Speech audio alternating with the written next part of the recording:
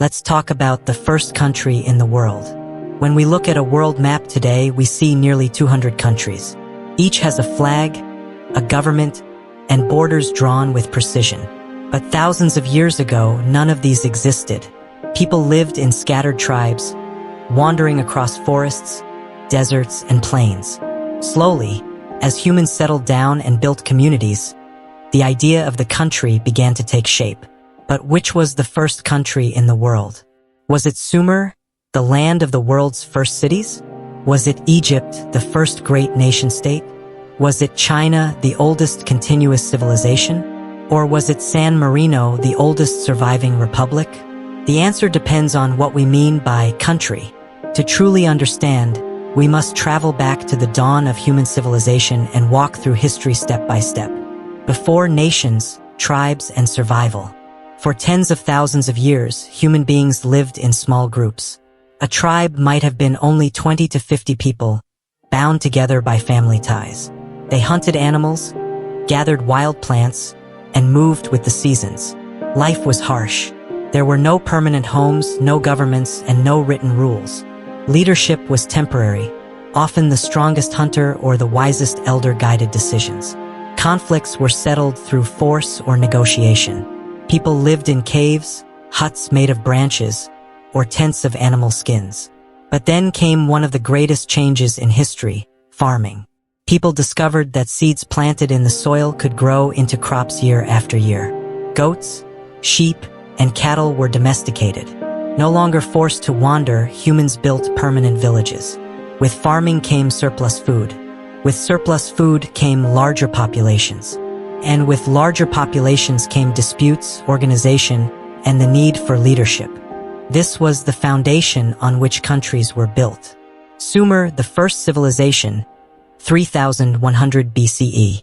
The first great step toward countries appeared in Mesopotamia, the land between the Tigris and Euphrates rivers. Here, the Sumerians built the earliest cities: Uruk, Uar, Lagash, and Eridu. Uruk, in particular, was remarkable. With more than 50,000 people, it may have been the world's first true city. Imagine walking through its crowded streets 5,000 years ago. Farmers are bringing carts full of grain to market. Potters are selling clay jars. Children are running through narrow alleys. Priests climb the steps of a massive ziggurat to pray to the gods. Soldiers guard the city walls, watching for rivals. The Sumerians invented cuneiform writing, using wedge-shaped marks pressed into clay tablets. This was revolutionary.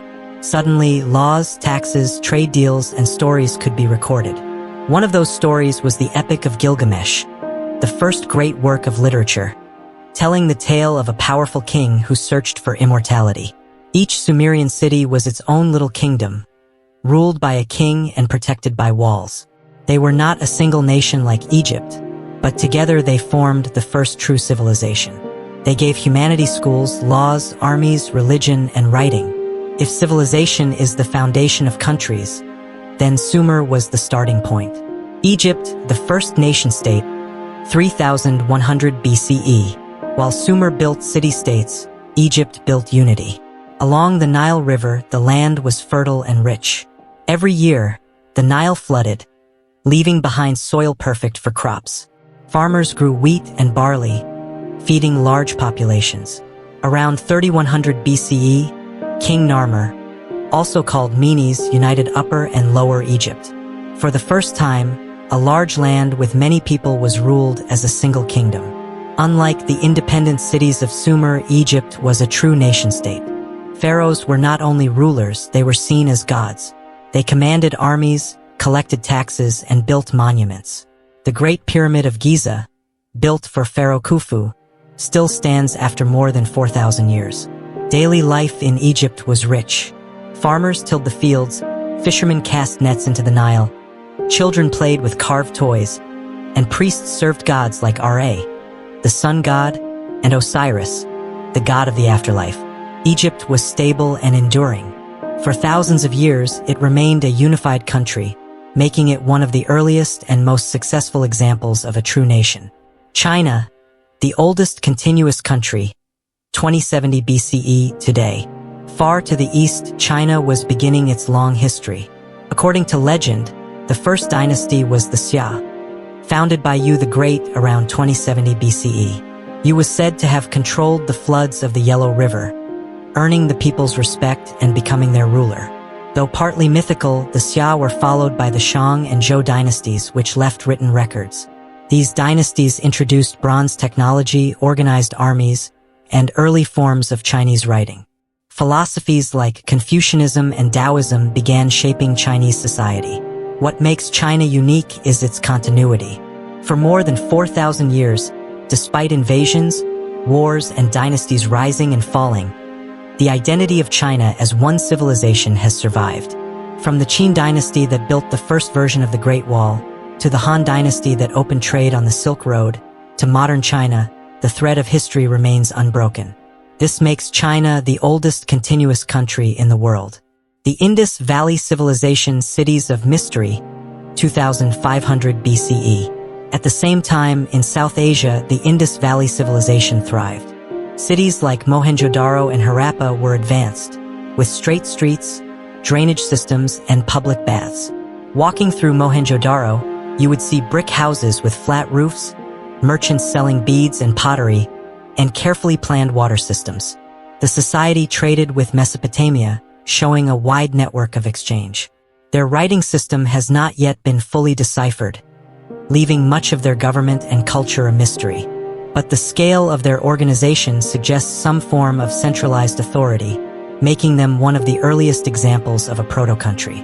Babylon, Law and Justice, 1800 BCE. In Mesopotamia, after Sumer's decline, Babylon rose to power.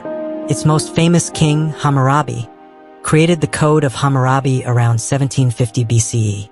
This was one of the first written codes of law. The code covered trade, property, crime, and family. It was carved into stone pillars so everyone could see it.